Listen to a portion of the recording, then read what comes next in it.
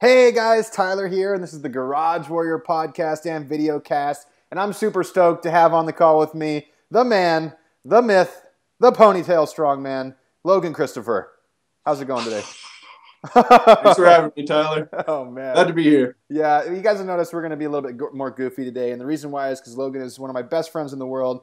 He's one of the strongest guys I know and one of the smartest guys I know. I'm super excited to have him on the call. We're going to talk all about how you can become radiantly healthy and give you just literally piles of tips. So if you guys listen to this thing through, you're going to have tons of things that you can do, actionable steps to take that you can live a radiant, healthy life.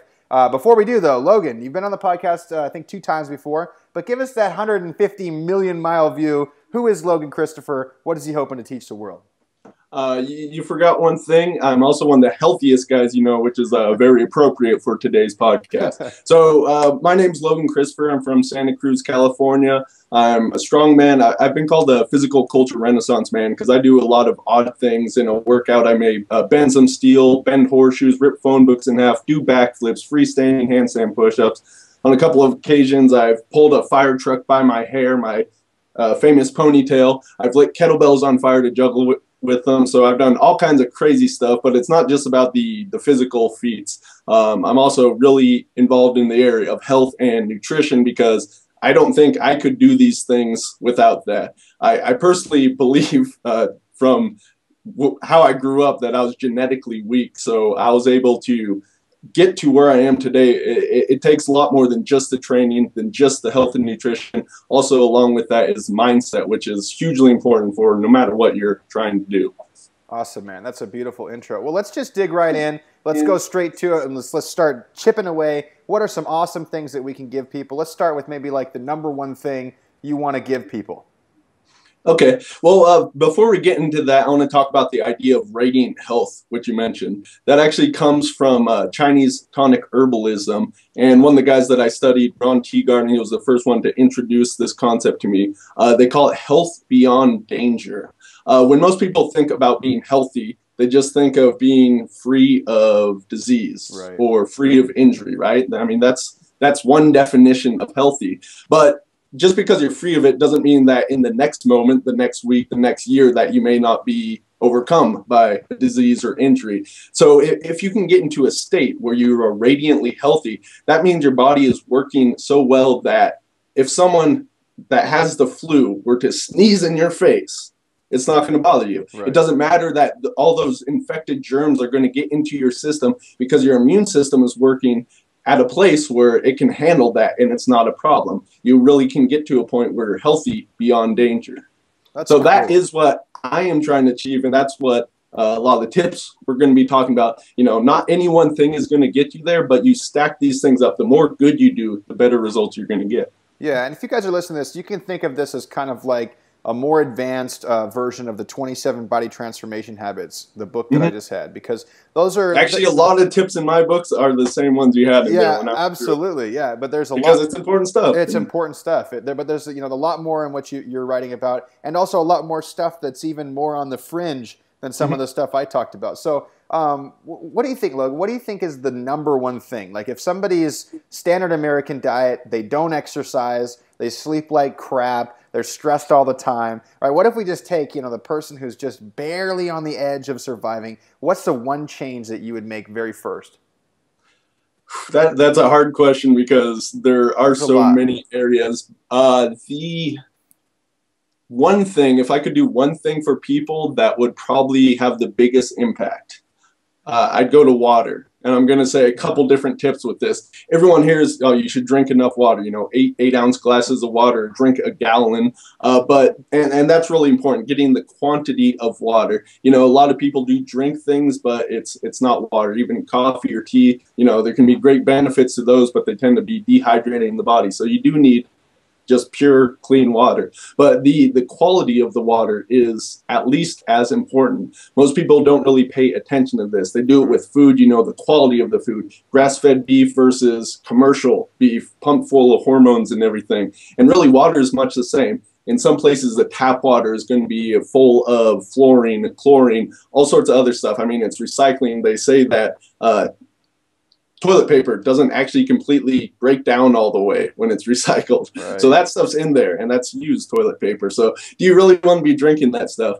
On the far end of the spectrum, what I personally like to do, and this is something that may not be available to everyone unless they're actually willing to put in the work, is to actually get really high quality fresh spring water, actually right where it comes out of the mountain. It typically is going to be some of the best tasting water, but there's a lot going on there that even science really hasn't got into details of. It's going to have the energy of that natural source. In many cases, like I go to Mount Shasta to get my water often, that water has not seen the light of day in over 50 years. So this was before nuclear testing was going on, and some of that stuff may be in the water. So this has been underground, filtered out through the mountains, through the rock, and just is coming out at that point. So it's really good water. Something people may have heard about is the structure of water. The molecules in water, the preferred form, they want to form a hexagon, a hexagonal shape. That is 6 molecules of water grouped together. When it is in this shape, it's going to be more hydrating for your body. When it's not in this shape, and typically if you get tap water, there's going to be all sorts of much larger groupings of these water molecules. It's not able to penetrate into your cells as deeply. So even though you may drink a whole lot of water, it's not going to actually hydrate your whole body as well as some of these better quality waters can do. So what would you recommend for people who don't have the ability to go to Mount Shasta and collect 50-year-old water right out of the spring? Valid point. So like, where do people start with that? Most people, I mean, you can find springs around you. If you think about before we had this wide commercialization of water, you know, you didn't have bottles of water shipped to you. The reason why you'll look at a whole bunch of street signs or even towns and they have the word spring in their name, that's because these springs are everywhere. That's right. Where people got water back in the old days, long before plastic bottles got shipped everywhere. So there's a really cool website that I recommend you check out. It's findaspring.com. On this website, people just post nearby springs, and you can look and see if there's something available in your area. And that way you can actually go and do this. Now, if that's not a possibility for you, you know, getting a high quality filter, something that will take out chlorine, fluorine from tap water, or buying quality water from a spring is going to be better than just drinking straight from the tap, for example. And it does depend where you live. Actually, in Mount Shasta, they have that water coming straight through their tap, so they're kind of lucky if you live there.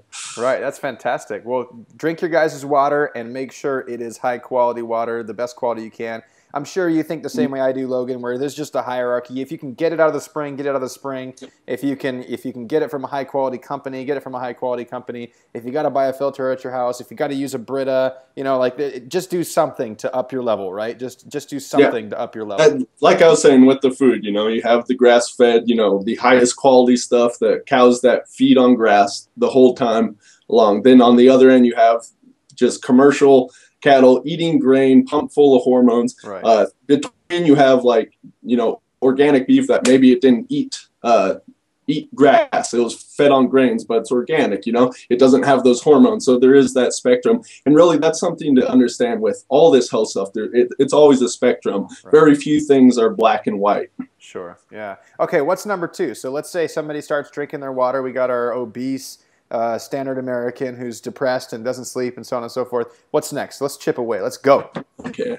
Number two, I would have to say is movement. And I'm saying movement, not you got to get your cardio in, you got to get your strength training in. Learning how the human body can and should move. I'd say there's basic movement patterns that everyone should be able to do. I don't use the word should a lot, but you know, you're trapped in this body. You should be able to use it to a basic degree. So doing things like attaining a full squat position. You know, most people out there are not there. They cannot get into a full squat. But with a little bit of training, I know you've helped many clients to get to this place. Sure. They can get into that. There's some other stuff, like I like to do very basic tumbling drills, like front and backwards somersaults, get people to be able to do this. So learning how to actually move your body, not only is this going to move lymph in your system, it's going to help with the joints, doing stuff like joint mobility, but it's also going to build a basic level of that mind-muscle connection. I just think having this where you understand and can feel into your body. Like you can put your attention just into your fingertips or be able to move your body, isolate different components. I think that's going to help just have a greater connection within your body. And I think that's going to go far beyond just the basic benefits you get from moving.